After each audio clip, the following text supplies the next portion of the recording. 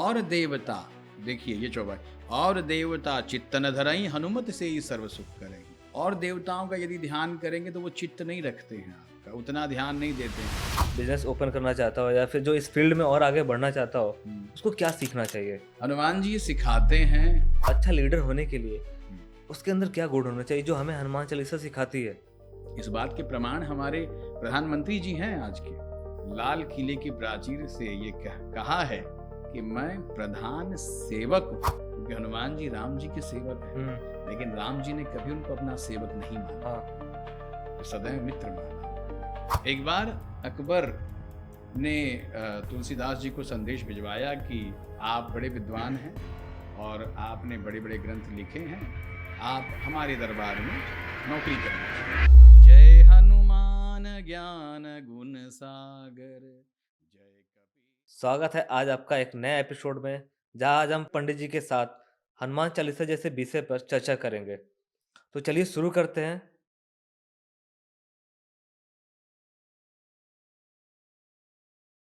तो पंडित जी कैसे हैं आप? हम बहुत अच्छे हैं, जय सीताराम। आज का जो विषय है, परिवेश बदलता जा रहा है। जैसे जैसे कलयुग बढ़ता जा रहा है, वैसे वैसे पाप भी बढ़ते जा रहे हैं।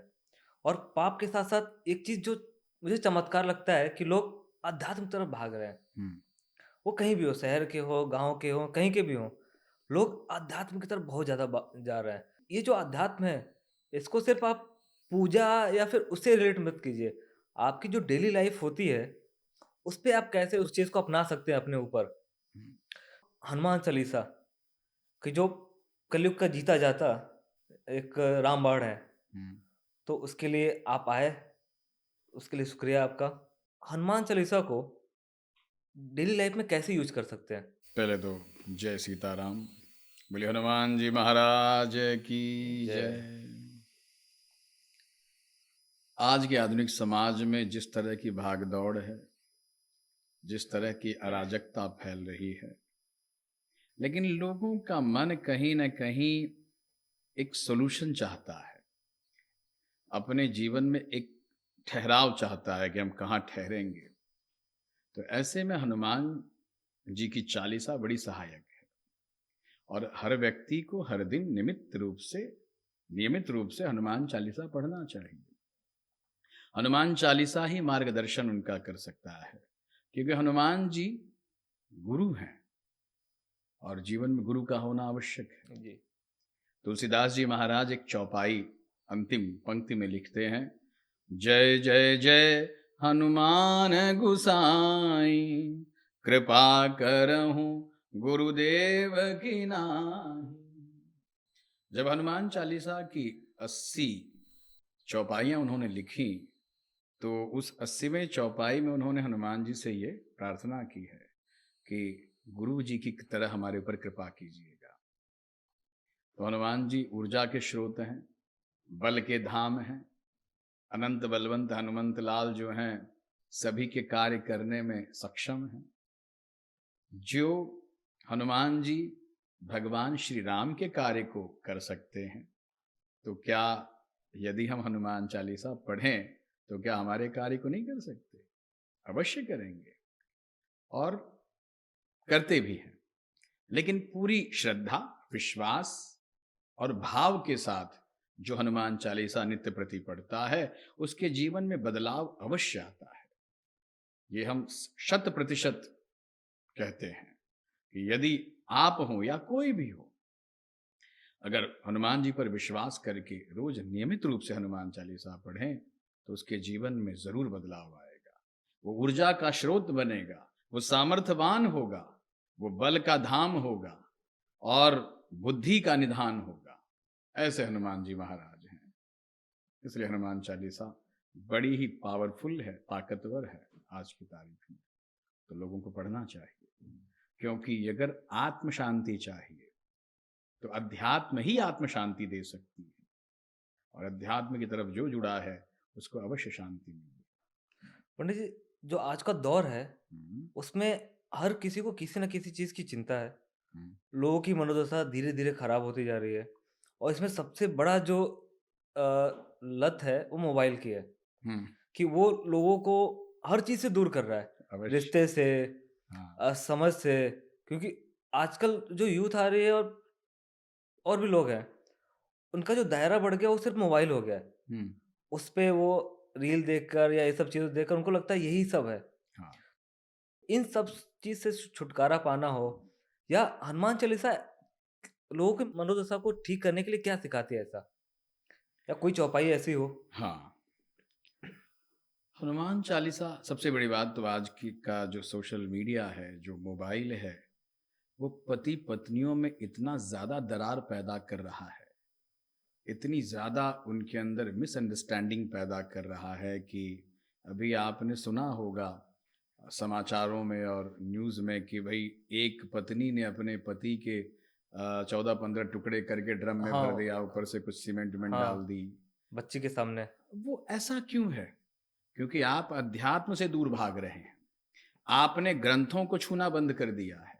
जो ज्ञान का स्रोत था, उस तरफ आप बढ़ ही नहीं रहे हैं और ये मोबाइल नहीं बढ़ने दे रहा है। जो भी उलजुलूल लोग बैठे हैं आज की तारीख में, फ्री वाले, जिनको कहीं से सुनकर ज्ञान प्राप्त हो गया, कहीं से देख लिया, कुछ थोड़ा बहुत पढ़ लिया तो वो सोशल मीडिया पे डाले जा रहे हैं। और आजकल की महिलाएं अधिक से अधिक समय उसी पर बिता रही हैं, स्क्रॉल करती जा रही हैं। उस स्क्रॉल के दरमियान 3-4 घंटे तो ऐसे ही बर्बाद हो रहे हैं। हाँ, बर्बाद हो रहे हैं और उसमें उटपटांग चीज़ें आ जाती हैं तो बड़े ध्यान से देखते हैं। लेकिन जो ज्ञान की बात है, उसको नहीं देख रहा है कोई। स्वाइप कर देते हैं। मतलब ही नहीं है उससे। तो ऐसे में हनुमान चालीसा जो है, लोगों का मार्गदर्शन करता है ना? राम रसायन तुम्हरे पासा सदा रहो रघुपति के दासा तुम्हारे भजन राम को भावै जन्म जन्म के दुख बिसरावै। राम रसायन, राम जी का नाम, हनुमान जी की चालीसा ही वो रसायन है जो आपको शांति प्रदान कर सकती है, जो आपके जीवन में ठहराव लेकर आ सकती है। क्योंकि उसमें वो ऊर्जा है, वो शक्ति है, वो ताकत है, वो ज्ञान का भंडार है और उस ज्ञान के भंडार को कोई छूना नहीं चाहता है, गलत कामों में लगे हुए हैं। तो ऐसे में हमारा ये कहना है कि यदि आप थोड़ा सा समय निकाल के, ज़्यादा से ज़्यादा कितने मिनट लगते हैं? अधिक से अधिक 5 से 7 मिनट लगते हैं अगर ढंग से पढ़ा हाँ, जाए तो। उन 5 से 7 मिनट में अगर आप चौपाइयों को ध्यान से पढ़ें और उसका आत्म-चिंतन करें, तो उन चौपाइयों में ही आपकी परेशानियों का हल है। और उस चौपाइयों का ध्यान आते ही आपको अपनी परेशानी का जो है हल मिल जाएगा। आप शांति को प्राप्त होंगे। आपके जीवन से जो कलह है, जो लड़ाई झगड़े हैं, वो खत्म होते जाएँगे। पंडित जी, सोशल मीडिया की ज़िक्र हो रहा था, तो उससे हुँ, एक क्वेश्चन है हुँ, कि आजकल बच्चे से लेकर बुजुर्ग तक हुँ, हर कोई दिन में मुझे लगता है कि 6 घंटे, 8 घंटे, 10 घंटे, कुछ को तो 12-12 घंटे हुँ, सोशल मीडिया पे reel scroll down, scroll up यही करते रहते हैं। जी, अगर हनुमान जी हुँ, होते अगर, हुँ, मैं ये चाह रहा हूँ कि किसी की धार्मिक भावनाओं को ठेस ना पहुँचे, बट एक होता है हाँ। कि वो क्या मैसेज देते? अगर कभी किसी रूप में आते ही हैं, आज भी हनुमान जी हाँ, हैं और किसी न किसी रूप में अवश्य आते हैं। जहाँ भी सुंदरकांड का हाँ, पाठ होता है, जहाँ भी श्री रामचरितमानस का पाठ होता है, हनुमान जी आते हैं। हनुमान जी का यही संदेश है कि बेटा दिखावा मत कर, कार्य कर, सेवा कर, नाम कमाने की होड़ में न जा। अगर नाम के पीछे जाएगा ना, तो बदनाम हो जाएगा। इसलिए सेवा करेगा तो उसका फल अवश्य मिलेगा, क्योंकि हनुमान जी स्वयं राम जी के सेवक हैं और वे कभी इस बात को जताते नहीं हैं। जो कार्य करने वाला व्यक्ति है, वो कभी नाम के पीछे नहीं भागता, वो सदैव अपने कार्य में केंद्रित होता है। जब तक लोग सोचेंगे वो कार्य करके हुँ, सफल हो जाएगा। हाँ। तो हनुमान जी ये कहते हैं कि भैया दिखावा ना करो, काम करो, सेवा करो और अपने काम पर लगे रहो, आनंद लो जीवन का। बिल्कुल, बिल्कुल। हम्म, पंडित जी, आज की जो यूथ है, खैर मैं भी उसी में आता हूँ। नहीं कोई बात नहीं, तो होता है। हाँ, डिसिप्लिन और पेशेंस हाँ, ये नहीं है। हाँ, तो मैं चाह रहा हूँ कि मैं भी हूँ या और भी जो यूथ है, हम्म। उनको क्या सीखना चाहिए हनुमान जी से? कि उन्होंने, आपको तो पता ही है, रामायण में कई सारे ऐसे कांड हैं हाँ। जो आपको डिसिप्लिन और पेशेंस हम्म। सिखाते हैं। हम्म। तो मैं चाहता हूँ कि उस पे थोड़ा-सा प्रकाश डालिए। हनुमान जी स्वयं डिसिप्लिन के बहुत बड़े फॉलोअर रहे हैं और उन्होंने अपने जीवन में अनुशासन हमेशा बनाए रखा है।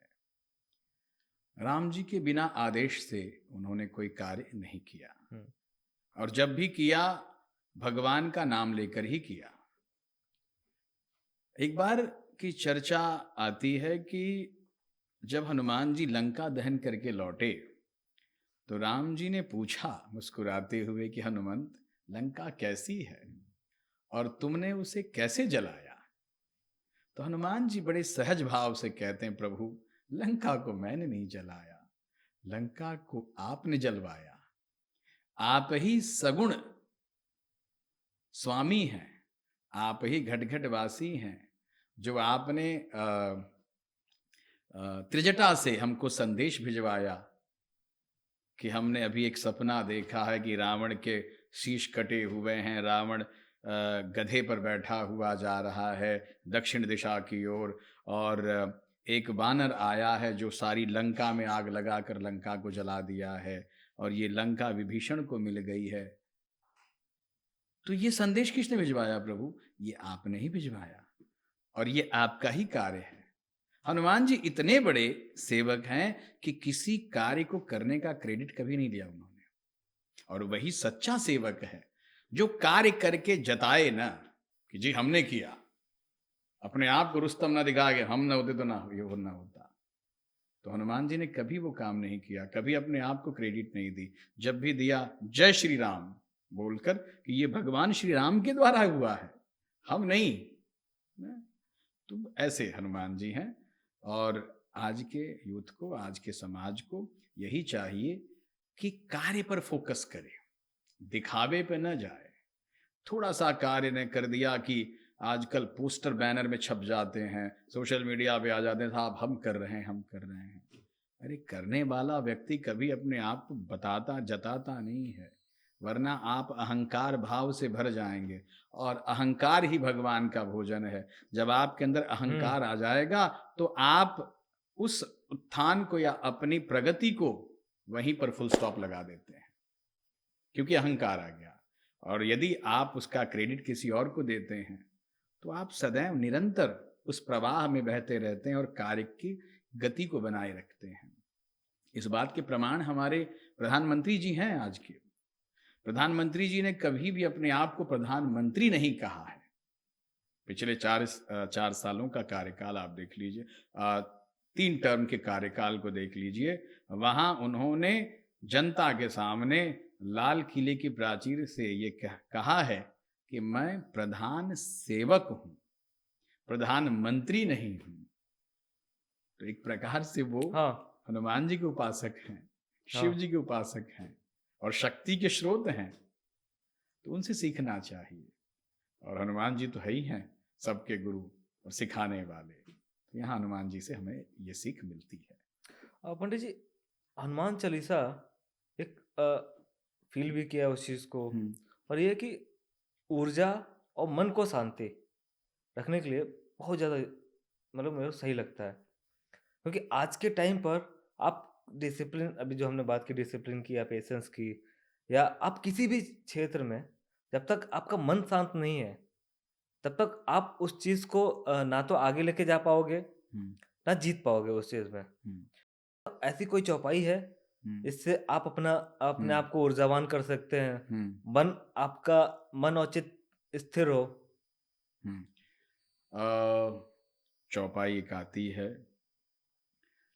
उसमें हनुमान चालीसा में तो अनंत चौपाइयाँ हैं। हर चौपाइयों के अपने एक एक गुण हैं, एक एक उसमें रहस्य छिपा हुआ है। कई सारे चौपाई हैं। राम रसायन तुम्हारे पासा, सदा रहो रघुपति के दासा, तुम्हारे भजन राम को भावै, जन्म जन्म के दुख बिसराम। अंत काल रघुबर पुर जाई, जहाँ जन्म हरि भक्त कहाई। और देवता देखिए ये चौपाई, और देवता चित्तन धरई हनुमत से ही सर्व सुख करही। और देवताओं का यदि ध्यान करेंगे तो वो चित्त नहीं रखते हैं, आपका उतना ध्यान नहीं देते हैं। और देवता चित्तन धरई हनुमत से ही सर्व सुख करें। हाँ, संकट कटय मिटय सब पीरा, जो सुमिरै हनुमत बलबीरा। तो इन 4-5 चौपाइयों का अगर आप रोज नित्य ध्यान करें तो हनुमान जी की कृपा अवश्य बनी रहती है। वैसे तो संपूर्ण हनुमान चालीसा ही जो है कृपा पात्र है, और हनुमान जी के पूरी चालीसा को पढ़ने पर हनुमान जी बड़े प्रसन्न होते हैं। हनुमान जी भले प्रसन्न हो न हो, राम जी अवश्य प्रसन्न हो जाते हैं, क्योंकि राम जी की चालीसा हनुमान जी को प्रिय है और हनुमान जी की चालीसा राम जी को प्रिय है। तो हनुमान जी आपकी देखभाल करें न करें, राम जी अवश्य करने लगेंगे। तो इससे हनुमान जी अति प्रसन्न होते हैं कि मेरे प्रभु कितने दयालु हैं कि व्यक्ति हमारा नाम ले रहा और हमारा नाम लेने पर हमारे प्रभु कितने दयावान हैं। राम नाम तारक है। हाँ। जैसा कि हम कहते आए हैं कि जब किसी की मृत्यु हो जाती है तो व्यक्ति अर्थी के पीछे राम नाम सत्य है, राम नाम सत्य है कहते हुए हाँ। चलता है। तो राम नाम कितना बड़ा तारक है कि मरने के बाद उस मृत प्राणी को, उस मृत आत्मा को, उस मृत शरीर को राम नाम सत्य सुनाया जा रहा है। और उस राम नाम का स्मरण हनुमान जी सदैव करते रहते हैं। उन्हीं राम नाम के सहारे वो संसार के सारे काम कर रहे हैं और राम जी का भी कार्य करते जा रहे हैं। तो हमारा कार्य क्यों न हो जाए। तो हनुमान जी का ध्यान अवश्य करना चाहिए, राम जी का नाम अवश्य लेना चाहिए। पंडित जी, आज की जो यूथ है या यूथ क्या सब में एक आत्मविश्वास की कमी रह रही है कमी है कि किसी को लगता नहीं कि मैं ये काम कर सकता हूँ। बट हनुमान जी ने अनगिनत काम किए हैं अवश्य, जो शायद कोई और ना कर सके। मैं चाहता हूँ कि कुछ उस पे आप यूथ को प्रेरित करें या बाकी सबको। हाँ, यूथ के अंदर विश्वास की कमी इसलिए है क्योंकि उसने अपने पुरुषत्व को, है ना, पुरुषत्व को बहुत ज्यादा अहमियत नहीं दी है। वासना के पीछे और दिन रात भाग रहे हैं, रुपया कमाने के पीछे दिन रात भाग रहे हैं और अपने अंदरूनी कामनाओं को पूर्ण करने के लिए दिन रात भाग रहे हैं। अब इस भागदौड़ की जिंदगी में अगर कोई हनुमान जी जैसे गुरुदेव का, हनुमान जी जैसे सेवक का अगर ध्यान करे तो उसकी वासनाएं वैसे कम हो जाती हैं। हनुमान जी ब्रह्मचर्य व्रत के बहुत बड़े उपासक हैं। उन्होंने आज तक किसी भी पराई स्त्री के ऊपर कोई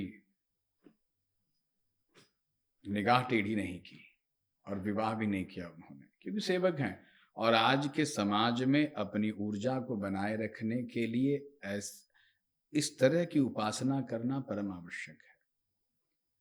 आप क्यों फ्रस्ट्रेशन से भरे हुए हैं, आप क्यों विश्वास से अपूर्ण हैं? क्योंकि आपने अपने दिमाग में वो कचरा बिठा रखा है। हाँ, जो एनर्जी आपको काम में लगानी थी वो आपने कहीं और लगा ली है। हाँ, आप उस दिमाग से केवल किसी महिला का या किसी कन्या का स्मरण करते हैं, किसी के धन को देखकर पाने की इच्छा रखते हैं, किसी के विषय वासनाओं के पीछे भाग रहे हैं कि आज मैं इतनी दौड़ लगाऊंगा तो इस टारगेट को पूरा कर लूंगा, उतनी दौड़ लगाऊंगा तो इस टारगेट को पूरा कर लूंगा। अरे थोड़ी सी ऊर्जा अध्यात्म भी लगा दो, जहां से वो आपको असल ऊर्जा प्राप्त होती है। आपको लगता है कि जी भागदौड़ करेंगे तो ज्यादा कमा लेंगे, नहीं, आप भाग्य से ज्यादा और अपने कार्य से अधिक नहीं कमा सकते हैं। भाग्य को बनाना होगा, और भाग्य बनेगा कैसे? जब तक किसी विशेष गुरु की कृपा नहीं होगी, जब तक किसी विशेष देवता की आप पर कृपा नहीं होगी, तब तक भाग्य नहीं बनेगा। और जब भाग्य नहीं बनेगा तो आप चाहे कितने भी कर्म कर लें, आप उससे अधिक प्राप्त नहीं कर सकते। और बट मुझे ये भी लगता है ना कि लोग फोकस्ड नहीं है। जैसे जो भी कांड हुए, लंका कांड हो गया, ठीक, समुद्र को लांघना हो गया, संजीवनी बूटी लाना, हम्म। ये असंभव काम थे। असंभव कार्य थे। बट हनुमान जी को पता तो था कि उनपे कि मैं प्रभु का नाम लेकर ये कर लूँगा, कर लूंगा। और उन्होंने किया भी। किया भी। क्योंकि जो ये कांड था, लक्ष्मण जी जब मूर्छित हुए, हाँ। तो सूरज उगने से पहले हम्म। उनको संजीवनी लेके आना था। हम्म। असंभव काम था। हम्म। तो उन्होंने किस वेग से, तो इस पे थोड़ा-सा और अगर प्रकाश डाल सकते हैं आप प्रश्न एक बार और कोई जरा सा पूछिए। हाँ। कि आज जो पूछा था मैंने कि आत्मविश्वास की कमी है, उसमें मुझे लगता है कि एक फ़ोकस है। तो हनुमान जी ने बहुत से असंभव काम किए। तो मैं चाहता हूँ कि उस जो उन्होंने असंभव काम किए, उसको लेकर आज के परिवेश में अगर आप यूथ को समझा सकें, तो उस पे थोड़ा-सा प्रकाश डालिए आप। हाँ। किसी भी कार्य के सफलता के लिए उस पर केंद्रित होना बहुत जरूरी है, लक्ष्य साधना बहुत जरूरी है। यदि आप किसी भी कार्य में हैं, मान लीजिए कि आप एक छोटा सा कार्य कर रहे हैं, बैंक में हैं, या आप किसी खेल के क्षेत्र में हैं, तो आपको अपने आप को ऊर्जावान बनाने के लिए एक नियम के तहत चलना होगा। सवेरे उठें, नहाए धोएं और भगवान का ध्यान करें, मेडिटेशन करें, थोड़ा व्यायाम करें। व्यायाम करें वो भी हनुमान जी का नाम लेकर करिए। हनुमान जी को अपना प्रेरणा स्रोत बनाइए। हनुमान जी बलशाली हैं, उनके शरीर की उनकी फिटनेस को आप देखिए, उनको निहारिए, देखिए आपका भी शरीर उसी प्रकार बन जाएगा। केंद्रित तो होना होगा ना, केंद्रित है नहीं और चाहते हैं कि हम बहुत कुछ हासिल कर लें। हनुमान जी केंद्रित थे। हनुमान जी को जो कार्य कह दिया जाता था उस पर वो पूरी तरह फोकस हो जाते थे कि अगर संजीवनी बूटी लानी है तो लानी है, चाहे वो किसी भी हालत में लेकर आनी हो। अगर लक्ष्मण जी को जिलाना है तो मुझे यह कार्य 24 घंटे के अंदर करना होगा। और अपने वेग से चले, अपने ध्यान को केंद्रित किया उन्होंने और भगवान को साधन बनाया, भगवान के नाम का सहारा लिया, इसलिए हनुमान जी सफल हुए। लंका दहन जैसे हमने आपको बताया कि उन्होंने अपनी कूटनीति से यह कार्य किया, तो वहां अपने बुद्धि का प्रयोग किया, बुद्धि निधान है।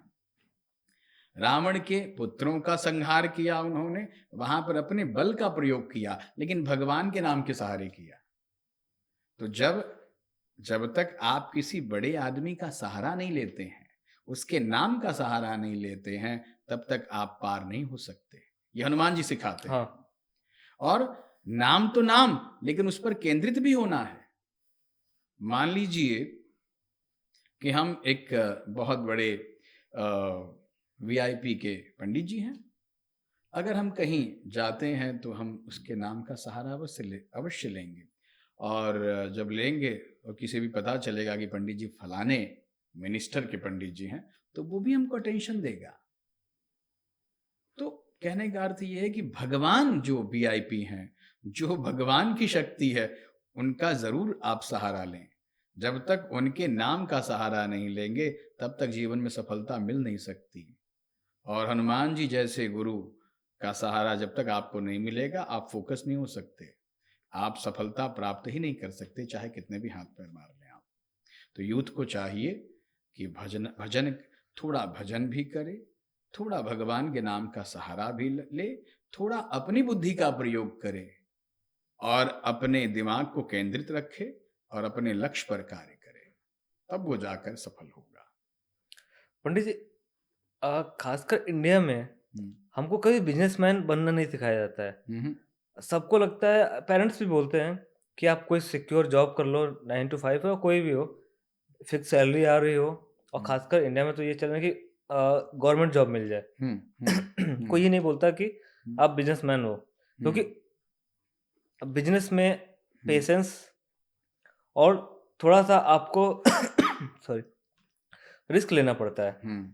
तो अगर आपको बताना हो, अब समझाना हो कि हनुमान जी के नज़रिए से या हनुमान जी से एक बिजनेसमैन को बिजनेस ओपन करना चाहता हो या फिर जो इस फील्ड में और आगे बढ़ना चाहता हो, उसको क्या सीखना चाहिए? हनुमान जी से सीखने के लायक बहुत सी बातें हैं, खासकर बिजनेस से रिलेटेड। बिजनेस से रिलेटेड ना। हनुमान जी ने विभीषण जी से जब मुलाकात की तो विभीषण जी ने कहा कि मित्र, आप हैं कौन? तो उन्होंने कहा कि हम रामदूत हनुमान हैं। तो बोले कि भैया कैसे आप बने? तो हनुमान जी ने कहा, कहूँ कवन मैं परम कुलीना, कपि चंचल सबही विधिहीना। हमारा कुल कौन सा पावन है? बंदर जो है सब प्रकार से विधिहीन है, लेकिन राम जी की कृपा से आज हम हनुमान जी बने हैं, है ना। ये प्रभु की कृपा का प्रताप है कि जो आज हमको आपसे उन्होंने मिला दिया है और अपने कार्य के लिए हम जैसे लोगों का चुनाव किया है। तो हनुमान जी सिखाते हैं लोगों को कि भाई व्यवसाय भी यदि करना है तो उसमें अनुशासन की आवश्यकता है। किसी भी कार्य में अनुशासन का होना बहुत जरूरी है। किसी भी कार्य में समय पर पहुंचना, समय पर बात करना, और जैसा कि हमने बताया ना कि बल बुद्धि नीति बनानी पड़ती है। कुछ अपने बुद्धि का प्रयोग करना पड़ता है, कुछ कार्यों में आपको रिस्क लेना पड़ेगा। व्यावसायिक होने के लिए आपको अपने शब्दावली में अपने शब्दों पर काम करना होगा, अपने ऊपर काम करना होगा। और हनुमान जी उन सब में अग्रगण्य हैं। सकल गुण निधानम वानराणाम अधीशम रघुपति वरदूतम वात जातम नमामि, है ना। सकल गुण के निधान हैं। तो ऐसे में हनुमान जी को यदि अपना प्रेरणा स्रोत बनाते हैं, उद्यमी या व्यवसायी या नौकरी करने वाले, तो सबकी नैया पार हो सकती है, क्योंकि उनसे हर चीज आपको प्राप्त होती है। और ये सब कुछ प्राप्त हुआ है हनुमान जी को भगवान श्री राम जी से।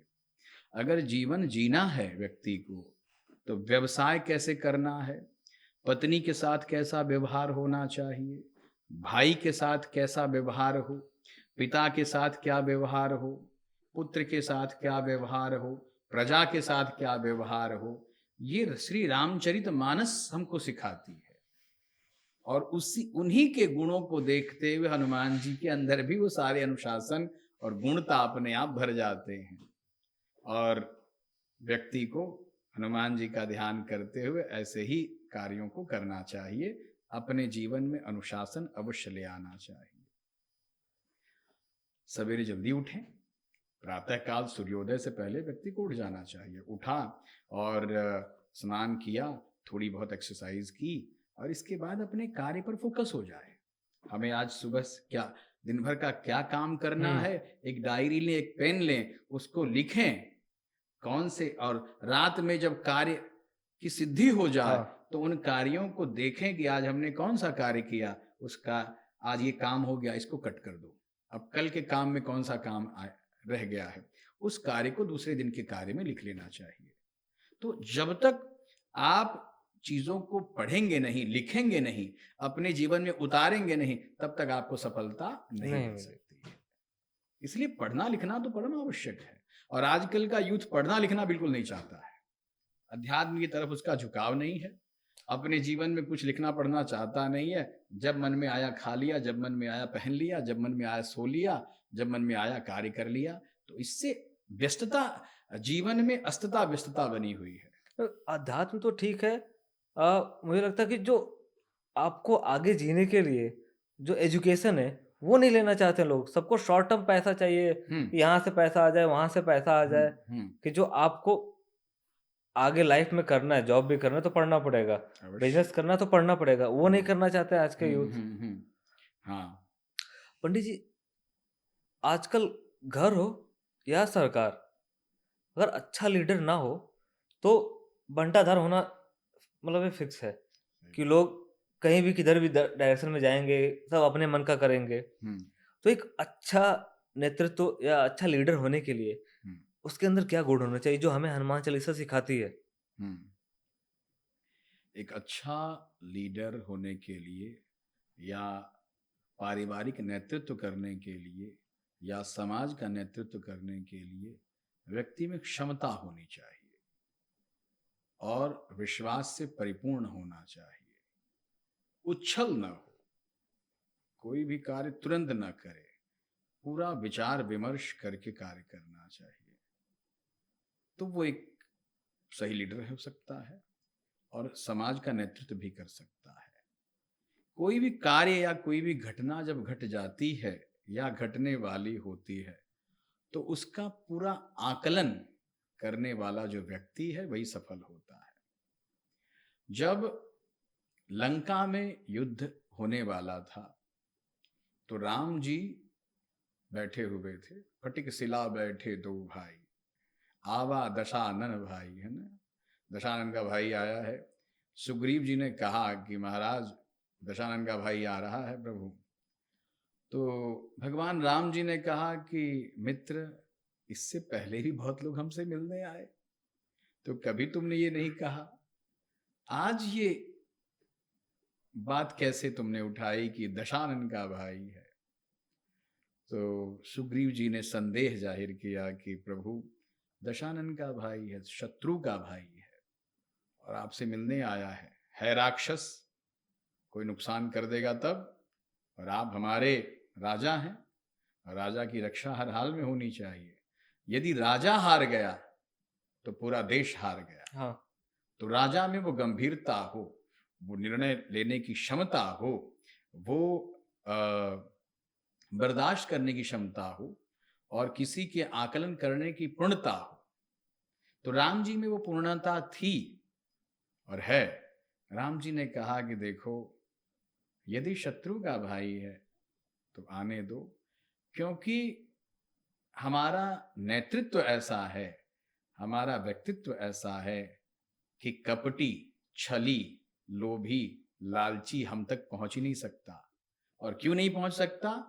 क्योंकि आप जैसा मित्र जिसका हो, सुग्रीव जी हाँ। जैसा, क्योंकि आप आगे पहचान रहे हैं उसको, इसलिए आपने ये संदेह जाहिर किया है। तो जिसके ऐसे मित्र हों, ऐसे रक्षक हों, उस तक कोई दुश्मन नहीं पहुंच सकता।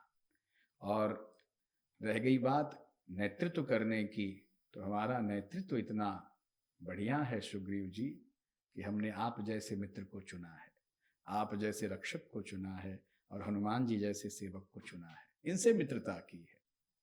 तो नेतृत्व करने की क्षमता जिसमें होती है वो गंभीर होता है, विचार विमर्श करके काम करता है और धैर्य धारण करता है। किसी भी गंभीर परिस्थिति में धैर्य को धारण करने वाला ही एक अच्छा नेतृत्व कर सकता है समाज का।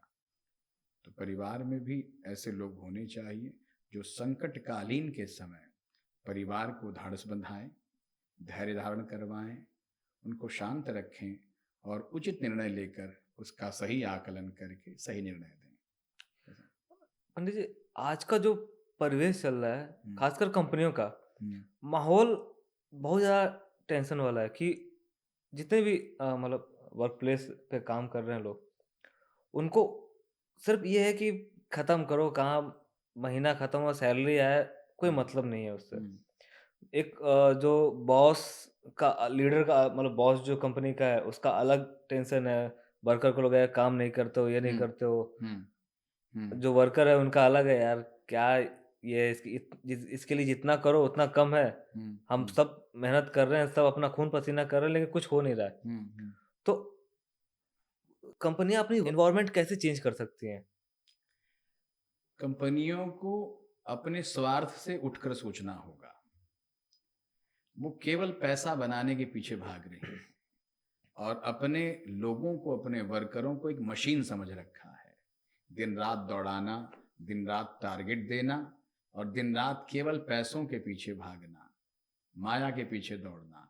और वर्कर भी वही चाहता है कि चलो कंपनी जितना काम कराती है उतना करें और जितना पैसा बना सके बना सकें।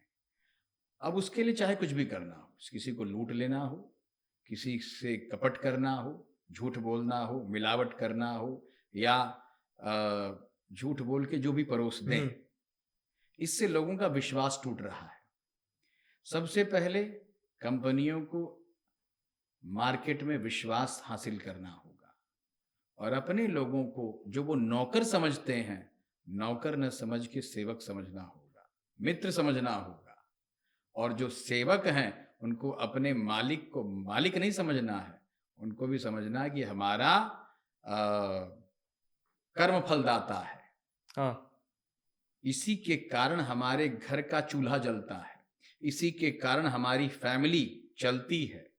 जब वो माई बाप समझेगा, कर्मफलदाता समझेगा, तब उसके जीवन में बदलाव आएगा। और कंपनी के बॉस जो हैं अपने वर्कर को एक मशीन न समझें, सेवक समझें। ये समझें कि आपके द्वारा किसी का कल्याण हो रहा है, आपके माध्यम से उसके घर का किचन चल रहा है, आपके द्वारा 50 परिवारों का पेट पल रहा है। हाँ, जब ये दोनों में व्यवहार होगा, दोनों में मित्रवत व्यवहार होगा, तब वे मार्केट में सफलता हासिल कर हाँ, पाएंगे। क्योंकि दोनों एक दूसरे के पूरक हैं। पूरक हैं। आप उनके बिना नहीं है, वो हम्म, आपके बिना नहीं है। हाँ। हम एक बड़ी सी फैक्ट्री खोल लें, 50 मशीन लगा लें, लेकिन यदि हमको कामगार न मिले ढंग का, तो हमारी फैक्ट्रियां बेकार हैं, हमारे मशीन बेकार हैं। हम अकेले नहीं चला पाएंगे 50 मशीन। इसलिए 50 लोग जब हमारे पास होंगे और विश्वास पात्र होंगे, यदि उनका हमसे कोई हम उनसे हमारी कोई आवश्यकता है तो हम उसके पूरक हों, और उससे हमारी उससे कोई आवश्यकता है तो वो हमारा पूरक हो। दोनों एक दूसरे के जब पूरक होंगे तब काम चल पाएगा, तब दोनों का विश्वास एक दूसरे पर बैठेगा और कार्य आगे बढ़ेगा। और समाज में, मार्केट में विश्वास की नींव जब रखेंगे तब लोग उन पर विश्वास करेंगे, तब कार्य आगे बढ़ पाएगा। नहीं तो इसी तरह छल कपट चलता रहेगा, वर्कर सेठ को लूटने की कोशिश करेगा, सेठ वर्कर का खून चूसने की कोशिश करेगा, और इसी तरह से ये चूहा बिल्ली का खेल चलता रहेगा। जब बिल्ली के दांव में आएगा तो वो चूहे को दबोच लेगा, चूहे के दांव में आएगा तो बिल्ली को काट लेगा। तो यही सब चूहा बिल्ली का खेल चलता रहेगा। इसलिए एक दूसरे पर विश्वास अवश्य होना चाहिए। स्वार्थ की भावना को त्याग कर, समर्पित होकर, समर्पण होकर और पूरे समर्पण भाव से, विश्वास के साथ कार्य करेंगे, तब जाकर वो सफलता मिल पाएगी। ये प्रमाण हनुमान जी देते हैं, क्योंकि हनुमान जी राम जी के सेवक हैं, लेकिन राम जी ने कभी उनको अपना सेवक नहीं माना। हाँ। वे सदैव मित्र माना उन्होंने। जब सीता जी का पता लगाकर आए तो राम जी के नेत्र सजल थे, और उन्होंने हनुमान जी को बिठाया, कहा, हे पुत्र, हम आज आपके ऋण से उत्तीर्ण नहीं हो सकते, आपने हम पर ऋण लाद दिया है, और इसकी पूर्ति हम कैसे करेंगे हम समझ नहीं पा रहे हैं। तो हनुमान जी ने कहा, नहीं प्रभु, ऋण किस बात का, मैं तो आपका सेवक हूं, और आपके राम नाम की महिमा है जो हमने यह कार्य कर लिया है। तो इस तरह का विश्वास हो, इस तरह की भावना हो, इस तरह का समर्पण हो, तब जाके काम हो पाएगा, तब लोग आगे बढ़ पाएंगे। आजकल जो समय चल रहा है, संकट का समय बोले, या फिर डेली या कुछ ना कुछ होता ही रहा है। आज जैसे भारत पाकिस्तान का युद्ध का तनाव बना हुआ है, कभी चाइना से होता है, कभी बांग्लादेश से, किसी ना किसी का चल ही रहा है, रूस यूक्रेन कहीं भी चल ही रहा है। तो ऐसे समय में या ऐसे समय को हैंडल करने के लिए हनुमान चालीसा हमको क्या सिखाती है? हनुमान चालीसा ये सिखाता है कि व्यक्ति को धैर्य धारण करके कार्य करना चाहिए, और पूरी प्लानिंग से काम करना चाहिए। अगर जीवन में प्लानिंग नहीं होगी और धैर्य नहीं होगा तो आप कार्य नहीं कर सकते। हमारे प्रधानमंत्री जी भगवान के उपासक हैं, अध्यात्म के क्षेत्र में सबसे बड़े उपासक हैं। वे भी इस कार्य को पूरी प्लानिंग के साथ कर रहे हैं, और दूरदर्शी हैं प्रधानमंत्री जी। जैसे हनुमान जी दूरदर्शी थे कि अगर हम 400 योजन समुद्र पार करके जा रहे हैं तो लंका में हमको क्या क्या करना है, ये पूरी प्लानिंग करके तब गए थे वो, कि रावण से भी मिलना है, और बिना वहां कोई तोड़फोड़ किए माता सीता का भी पता लगाना है। शत्रुओं के पास क्या क्या अस्त्र है, तस्त्र हैं, वो सारे भेद लेकर हमको आने हैं, तब हम उसके बाद तैयारी करेंगे युद्ध की। उसी प्रकार हमारे प्रधानमंत्री जी हैं, जो पूरी प्लानिंग से काम कर रहे हैं। ऐसा नहीं कि किसी ने ललकार दिया कि आओ हमको मार लो, चलो भिड़ गए लड़ गए। अरे उसके पीछे जनता है, देश है, 140 करोड़ लोग बैठे हैं, उनके कामकाज, उनका परिवार, उनकी दिनचर्या बाधित हो सकती है उनके एक निर्णय से। इसलिए वह व्यक्ति जानता है कि हमारा एक निर्णय 1,40,00,000 लोगों को नुकसान पहुंचा सकता है, तो हम निर्णय ऐसा लें जिसका परिणाम अच्छा आए, हम सफल हों अपने निर्णय पर। इसलिए गंभीरता के साथ उस विषय का चिंतन कर रहे हैं, लोगों से समझ रहे हैं कि इसके परिणाम क्या हो सकते हैं, या इस पर आक्रमण करना है कि नहीं करना है, और करना है तो किस तरह करना है ताकि किसी को नुकसान न हो। जब भगवान श्री कृष्ण को काल यवन ने ललकारा जरासंध के उकसाने पर, जरासंध, ये युद्ध आज से नहीं चल रहा, ये सनातन से चल रहा है। जरासंध ने भगवान श्री कृष्ण को हराने के लिए पहले तो 18 बार आक्रमण किया, और जब नहीं हरा पाया तो उसने काल यवन जैसे लोगों को उकसा दिया कि कृष्ण से लड़ो, तुम इस तरफ से लड़ो, हम उस तरफ से लड़ेंगे। तो उसी प्रकार ये चल रहा है आज के परिवेश में कि पाकिस्तान को किसी ने उकसाया है, तुम लड़ो, हम पीछे से रहेंगे तुम्हारे साथ, वहां तुमसे लड़ेगा तब तक हम भिड़ जाएंगे, उलझ जाएगा। तो भगवान श्री कृष्ण ने युक्ति लगाई कि बिना लड़े काम करना है, हम अपनी जनता को नुकसान बिना पहुंचाए कार्य करेंगे। भगवान श्री कृष्ण और बलराम जी स्वयं द्वार के बाहर आ गए द्वारिका के, और एक दुपट्टा लेकर हिलाते हुए ललकारा उन्होंने, और थोड़ी दूर भागते रहे भागते रहे भागते रहे, और भागकर जाकर मानधाता के पुत्र मुचकुंद जी को इंद्र का वरदान था कि जो तुमको नींद से उठाएगा वह जलकर भस्म हो जाएगा, और ये बात भगवान श्री कृष्ण जानते थे। उन्होंने वो दुपट्टा ले जाकर मुचकुंद पर डाल दिया, और काल यवन ने सोचा कि कृष्ण सोया हुआ है, भगौड़ा, वहीं से भगवान का नाम रण छोड़ पड़ा, और जाकर उठ बहुरूपी और न जाने क्या क्या उल्टे सीधी बात कही, और मुचकुंद जी की आंखें खुली और काल यवन अपने आप भस्म हो गया। तो पाकिस्तान का भी वही हाल होने वाला है, वो हमें ललकारने के चक्कर में स्वयं भस्म हो रहा है, हो जाएगा। और यहाँ जो जरासंध बांग्लादेश के रूप में खड़े हैं कि तुम ये करो, वो अपने आप धाराशायी हो जाएंगे। तो हमारे प्रधानमंत्री जी दूरदर्शी हैं, किसी के बहकावे में आकर या किसी के ललकार में आकर सबका विनाश नहीं करेंगे। वो चीज़ों को समझ रहे हैं पूरी प्लानिंग के साथ और पूरी होशियारी के साथ, सभी की राय लेते हुए उस पर जब जैसा एक्शन लेना होगा अवश्य लेंगे, और ले भी रहे हैं। उसका परिणाम सामने दिख रहा है लोगों को, है ना। तो इस तरह की टेंशन आज से नहीं है, सनातन से है कि एक व्यक्ति को अगर जो शक्तिशाली बन रहा है तो उसको कैसे गिराया जाए, किस तरफ से खींचा जाए, किसको उकसा कर लड़ा दिया जाए। तो ये और खासकर पड़ोसियों में तो बहुत होता है ये। एक पड़ोसी दूसरे पड़ोसी की तरक्की देखना नहीं चाहता, नहीं चाहता। एक मित्र दूसरे मित्र की नहीं देखना चाहता, तो पड़ोसी तो दूर की बात है। मुझे लगता है कि लोग ये नहीं कि अपनी लाइन खींचे, दूसरे की लाइन छोटी करने में लगे रहते हैं। हाँ, क्योंकि अपने लिए देखिए कैसा है, जो सफलता हासिल नहीं कर सकता उसको लगता है कि दूसरा व्यक्ति कैसे सफल हो जाए। एक कहावत है कि दूसरे का सिंदूर देखकर दूसरे की मांग, अगर किसी महिला की मांग लाल है तो जो महिला सिंदूर नहीं पहनती वो सोचती हम कैसे लाल करें, तो एक जाकर सर टकरा देती है तो उससे ब्लड आ जाता है तो कहती है हमारा भी लाल हो गया। तो उसी प्रकार ये समाज है कि ये आपकी सफलता को हजम नहीं कर पाता, पचा नहीं पाता, तो वो सोचता है किस तरह से इनको खींच दिया जाए ताकि इनकी ये भी असफल हो जाएं, तब हम खुश होंगे। ऐसा है। अरे 2 क्वेश्चन है, मुझे लगता है दोनों का जवाब एक ही है।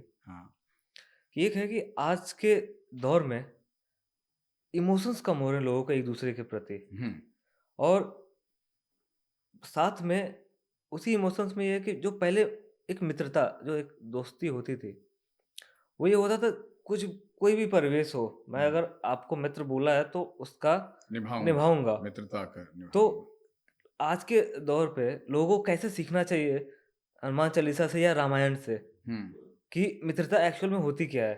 हम्म मित्रता भगवान राम जी की और सुग्रीव जी की थी, है ना। सुग्रीव जी को भगवान श्री राम जी ने कह दिया, और उनको मिलाने वाले कौन थे? हनुमान जी। हनुमान जी ने दोनों के कार्य को सिद्ध किया, और सुग्रीव जी के भी कार्य को बनाया और भगवान श्री राम जी के भी कार्य को बनाया। मित्रता उन्होंने कराई, तो वो उनके आधार बने बीच में। मित्रता वैसी होनी चाहिए जैसे राम जी ने सुग्रीव जी के साथ की, कि अगर कह दिया है मित्र तो हम तुमको राज्य दिलवा के रहेंगे, और उसके लिए चाहे कुछ भी करना पड़े। उन्होंने पूरी ईमानदारी के साथ अपनी मित्रता को निभाया, और सुग्रीव जी ने भी समय आने पर मित्रता को निभाया है। अपने पूरे वानर दल को लगा दिया माता सीता की खोज के लिए। तो एक तो ऐसी मित्रता है। दूसरे एक मित्रता है श्री कृष्ण जी की और श्री सुदामा जी की मित्रता। अच्छा, बचपन के मित्र जब मिलते हैं तो बड़ी मीठी मीठी बातें होती हैं, पुरानी पुरानी बातें होती हैं। तो सुदामा जी जब गए उनके दरवाजे पर, तो भगवान श्री कृष्ण द्वारिकाधीश हो चुके थे। हाँ। उनसे मिलने के लिए बड़े बड़े वीआईपीज लाइन लगाते थे।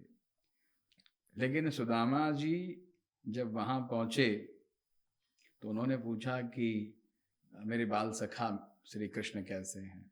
तो दरबारियों ने सोचा कि यार ये फटा हाल ब्राह्मण कैसे पूछ रहा है, लेकिन भगवान के दरबार में ब्राह्मणों की बड़ी इज्जत हुआ करती थी। कोई भी आ जाए बिना मिले उससे जाने नहीं देते थे। तो भगवान ने जब सुना मित्र का नाम तो बिना चप्पल के दौड़ पड़े, और दौड़ते भागते आए, अपने मित्र को गले उन्होंने लगाया और ले जाकर सीधे अपने सिंहासन पर बिठा दिया। वहां के दरबारियों को बड़ा आश्चर्य हुआ कि द्वारिकाधीश कभी ऐसे नहीं दौड़े, और कभी किसी अरे गैरों को उन्होंने अपने सिंहासन पर नहीं बिठाया। ये आखिर है कौन इतना बड़ा विद्वान? तब पता चला कि जी ये तो बचपन के मित्र हैं, और इस विभूति ने कितना बड़ा पुण्य किया होगा, जिसको द्वारिकाधीश स्वयं लाकर अपनी गद्दी पर बिठा रहे हैं। कितनी बड़ी विभूति है ये। तो कुछ व्यक्तियों में मित्रता इस प्रकार होनी चाहिए, और यही संदेश है मित्रता का, कि मित्रता जब निभाओ तो पूरी ईमानदारी से, उसमें कोई स्वार्थ न हो, उसमें कोई कपट न हो, कोई लालच न हो, बस मित्रता ही मित्रता हो, पूरे मन से, पूरी भावना से, पूरी श्रद्धा के साथ। कोई छल कपट नहीं होना चाहिए। न भगवान राम जी में कोई कपट था, ना कृष्ण जी में कोई कपट था, और ना ही सुदामा जी में था, और ना बिल्कुल। सुग्रीव जी में, है ना। पंडित जी, हनुमान चालीसा क्या सिर्फ शब्द है या उससे भी परे हैं? हनुमान चालीसा ऊर्जा है। हनुमान चालीसा शक्ति का स्रोत है। हनुमान चालीसा विश्वास का एक ग्रंथ है। इसको एक लाइन समझ के नहीं पढ़ना चाहिए व्यक्ति को, पूरे भाव से पढ़ना चाहिए, और एक एक शब्द के कई कई अर्थ हैं। अगर हनुमान चालीसा पर हम और आप बैठें तो हम समझते हैं साल भर भी कम पड़ जाए इसको समझाने में और इसके रहस्य को खोलने में। गूढ़ रहस्य है। तुलसीदास जी महाराज इतने विद्वान थे कि उन्होंने एक एक चौपाई में जो जो लिखा है वो 100% सत्य है। जुग सहस्त्र जोजन पर भानु, लील्यो ताहि मधुर फल जानू। प्रभु मुद्रिका मेलि मुख माही, जलधि लागी गय अचरज नाही। भगवान राम की मुद्रिका को हनुमान जी मुख में दबाकर समुद्र लांघ गए। जलधि लागी गय अचरज नाही। दुर्गम काज जगत के जेते, सुगम अनुग्रह तुम्हारे तेते। जो संसार के लिए दुर्गम है वो हनुमान जी के लिए सुगम हो गया। किसके अनुग्रह से? भगवान के अनुग्रह से। तो एक एक शब्द का ध्यान से अगर हम पढ़ें और उसको अपने जीवन में उतारें तो बड़ा ही गूढ़ रहस्य है इसका, और बड़े भाव से पढ़ना चाहिए। जैसे जय हनुमान ज्ञान गुण सागर, जय कपीश तिहु लोक उजागर। तीनों लोक को उजागर करने वाले। रामदूत अतुलित बलधामा, अंजनी पुत्र पवन सुत नामा। महावीर विक्रम बजरंगी, कुमति निवार सुमति के संगी। कंचन बरन विराज सुबेशा, कानन कुंडल कुंचित केशा। हाथ वज्र और ध्वजा विराजे, कांधे मूंज जनेऊ साजे। शंकर स्वयं केसरी नंदन, तेज प्रताप महाजगवंदन। भगवान शंकर स्वयं हनुमान जी हैं, स्वयं केसरी नंदन, तेज प्रताप है, जिनका प्रताप ही तेज है। महाजगवंदन, सबसे बड़े बंदनकारी हैं हनुमान जी, सब वंदना करते हैं। तो ये इस तरह से हनुमान चालीसा का ध्यान करना। हनुमान चालीसा का निर्माण, जो हनुमान चालीसा लिखा श्री तुलसीदास जी महाराज जी ने। बाबा जी बड़े दयालु थे, उनको पता था कि कलयुग में हनुमान चालीसा की बड़ी आवश्यकता पड़ेगी। एक बार अकबर ने तुलसीदास जी को संदेश भिजवाया कि आप बड़े विद्वान हैं और आपने बड़े बड़े ग्रंथ लिखे हैं, आप हमारे दरबार में नौकरी कर लीजिए। तुलसीदास जी महाराज के पास संदेश आया, बहुत सोचने विचारने के बाद उन्होंने मना कर दिया। बोले, हम जिसके दास हैं ना, वो संसार का स्वामी है और हम उसके दास हो चुके हैं, हम आपकी दासता स्वीकार नहीं कर सकते। अकबर को क्रोध आया, कह रहे इतना अहंकार, हमारी बात को मना कर रहा है। उसने तुलसीदास जी महाराज को नजरबंद करवा लिया, कारागार में डलवा दिया। तुलसीदास जी महाराज ने सोचा कि लगता है हमारे जीवन का अच्छा समय आ गया है। जब आप के जीवन में बहुत सारी सुख सुविधाएं होने लगती हैं ना, तो आपका पुण्य क्षीण होता है, फंड आपका डेबिट हो रहा है, हाँ। खर्च हो रहा है। और जब दुख आता है तो कुछ क्रेडिट हो रहा है, कुछ भगवान की कृपा होने वाली है। तो तुलसीदास जी महाराज ने ये ध्यान किया कि लगता है भगवान की बड़ी कृपा हुई है, इसलिए कष्ट आया है। कोई बात नहीं, इस कष्ट को, अवसर को, इस आपदा को अवसर में कैसे बदलना है, ये तुलसीदास जी महाराज जानते थे। उन्होंने बैठे बैठे 40 दिनों में 80 चौपाइयों को लिखा। 80 चौपाई है ना। और 108 बार हनुमान जी के नाम आए हैं हनुमान चालीसा में। 10 बार श्री राम जी का नाम आया हुआ है। 408 शब्द है और 1081 अक्षर हैं इसमें हनुमान चालीसा में। यदि आप एक बार हनुमान चालीसा पढ़ते हैं तो हनुमान जी के 108 बार नाम ले लेते हैं आप, पूरी एक माला हो जाती, नामावली होती है। तुलसीदास जी महाराज ने लिखा, जिस दिन हनुमान चालीसा पूर्ण रूप से लिख लिया उन्होंने, उसी दिन अनगिनत बंदर न जाने कहां से प्रकट हुए और अकबर के दरबार में पहुंचकर जो तांडव उन्होंने मचाया, जो तांडव मचाया कि अकबर त्राहि त्राहि करने लगा। उसे पता चला कि किसी प्रकार से कि भैया वो जो तुलसीदास जी महाराज जी बंदी बना लिए गए हैं, उन्हीं के लिए बंदर आए हैं। और उसने झटपट आदेश किया कि भैया निकालो जल्दी से उनको बाहर, वरना ये तो हमारे राज्य को ही लूट लेंगे। और तुलसीदास जी महाराज को उसने विधिवत छोड़ा, क्षमा मांगी और कहा कि महाराज हम मान गए आपकी शक्ति को, आप कोई साधारण व्यक्ति नहीं हैं, आप संत हैं और ऐसे संत को हमने बंदी बनाया, यह हमारा अपराध है, क्षमा करिए। तुलसीदास जी महाराज जी ने क्षमा कर दिया। तो ऐसे हनुमान चालीसा की रचना की है तुलसीदास जी महाराज ने और बड़ी कृपा की है हम लोगों पर। कलयुग में उन्हें पता था कि यदि मनुष्य के जीवन में सफलता का कोई आधार होगा तो वो केवल और केवल श्री हनुमान चालीसा ही होगा। इसलिए मनुष्य को हर दिन नित्य प्रति नहा धोकर सवेरे 5 से 10 मिनट मन लगाकर हनुमान चालीसा पढ़ना चाहिए। हनुमान चालीसा के पढ़ने से जीवन में प्रकाश, ऊर्जा, शक्ति, विश्वास, सफलता और ज्ञान सभी चीजें प्राप्त होती हैं। पंडित जी, बहुत अच्छा लगा आपके साथ बात करके और खासकर हनुमान चालीसा को लेकर जी, आज के दौर में लोग कैसे इसको इम्प्लीमेंट कर सकते हैं या क्या-क्या सीख सकते हैं। मुझे लगता है ऑडियंस को बहुत मज़ा आएगा इस चीज़ से सुनने में और वो इसको फॉलो भी करेंगे इस चीज़ को।